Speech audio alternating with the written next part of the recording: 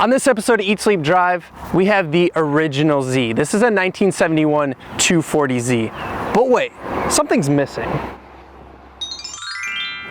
That's better. Let's do this.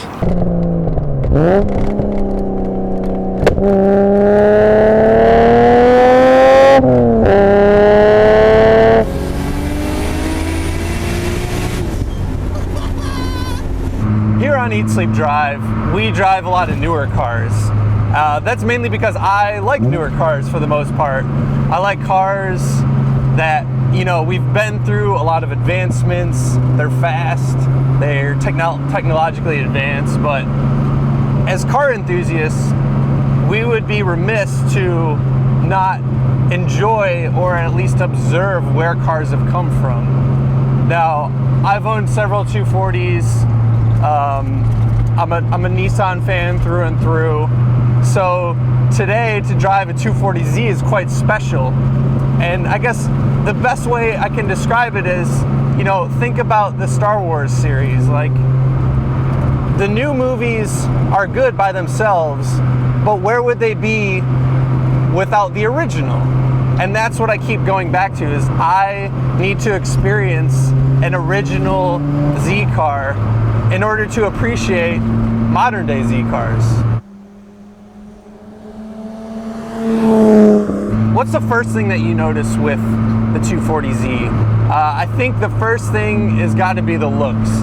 Absolutely gorgeous car in my opinion. And you think about the time period, you know, it's still, this is 2017 and this car still looks friggin' amazing. The owner of this car, Adam, gets compliments all the time on this car, and it's more than 40 years old at this point. It's just an absolute gorgeous car. And, you know, the styling cracks me up. Things like these rear view mirrors, side mirrors, I should say. They're like bullets, man. They look friggin' sweet. Now, granted, I can't see anything out of them, but they look pretty cool. Do a pull.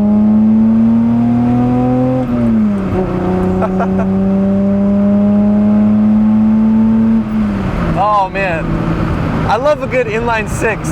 Actually, has there ever been a bad inline six? Have you ever heard of like a bad sounding inline six? I can't think of one. I've heard of bad sounding V6s, but I mean, this engine is great. Low displacement, inline six. What a cool thing. This is the original Z car. You know, the first generation, they had the 240Z, which is this, the 260Z, and the 280Z. But this is just often considered the best of that generation. And I think that's just because it seems to be the rawest. The 260 was kind of more displacement, but it wasn't any faster, and it was more of an emissions thing. The 280, they gave it more power, but they started to refine the car a little bit, you know? It didn't have this rawness. It doesn't have this kind of manic engine. I mean, it doesn't have a terrible amount of horsepower, but I absolutely love the throttle response it makes. I love the sound.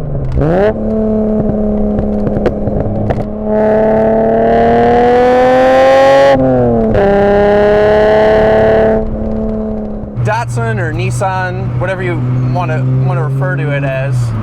I mean, they sort of created a market with this car. They had the Corvette was obviously a big deal at the time, and they wanted to undercut that price-wise, but still make like a cool GT car with a fixed roof that was affordable. And if you take into account inflation and stuff like that, this car would have been around $20,000 modern day. I mean, that's pretty remarkable. And just think of like the lineage this car created, Z cars. They're still making Z cars to this day. You know, not many people talk about the Z31, but the Z32, super iconic car, very successful in its own right. The Z33, 350Z, super popular. They sold a ton of those things. Great car. You know, you got the 370Z. I mean, this car created a group of car enthusiasts. I mean, there's a lot of people that are big Nissan Z enthusiasts, and for good reason. This started from a fantastic platform. What else is interesting about this car? I think what's kind of wild to me is it is super small from the outside. When you approach the car, you're like, damn, this is a pretty small car. And then you get in and it feels really roomy, which I think is strange. I'm not even really sure how they did that, but I don't feel cramped. You know, you get in a modern car, such as like an S2000 or Miata, it feels real small and very cockpit, like fighter pilot style. This is supposed to be more of a GT car, and it really achieves that. I have a lot of room, and you know, that could be because there's no safety here, right? Like there's a skin of metal outside and then a leather whatever pad right here.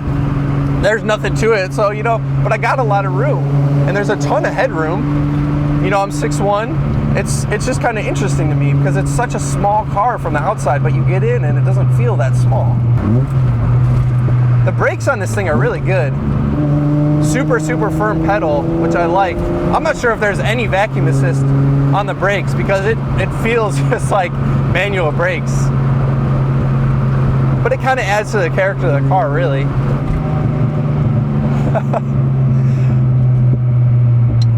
Pop, pop, pop, pop, pop, pop, pop. I think this car is basically straight piped, and it is the only way to do this exhaust.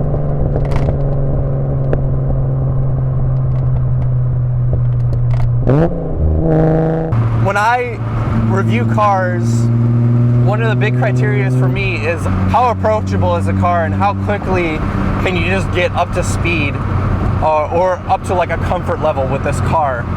Because I think that has a lot to say about the car. And this car is super approachable. Just get in and go, man.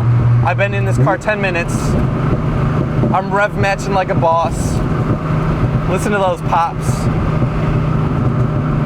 The steering, okay, so on center, it's like old car steering in the sense of driving through an old movie.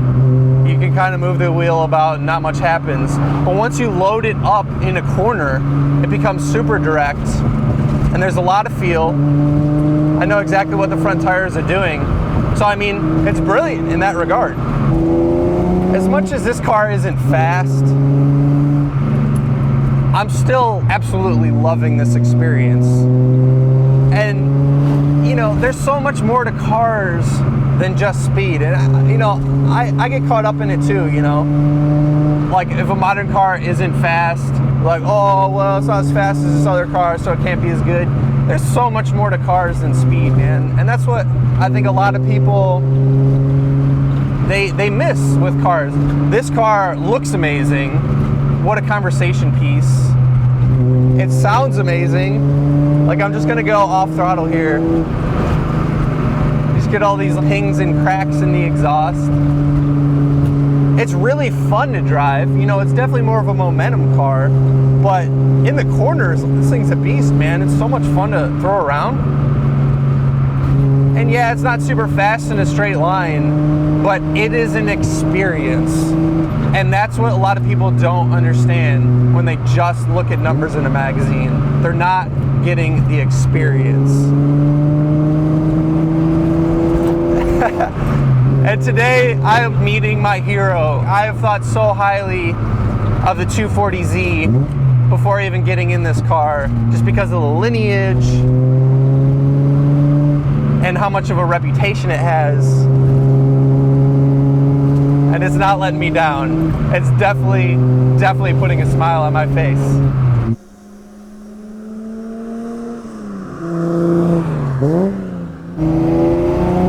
I'm not even sure really how to sum this car up. I've had such a great time driving it. And, you know, I go back to, you know, it's not the fastest thing in the world. It's not modern, it doesn't have modern creature comforts, but I could definitely see owning one of these and just having it as a weekend car, man. It just puts a smile on your face. It's a car you could take to car shows and people will appreciate, but it's also a car you could take on the back roads and have fun. And I'll never get tired of that sound. God, it sounds so good.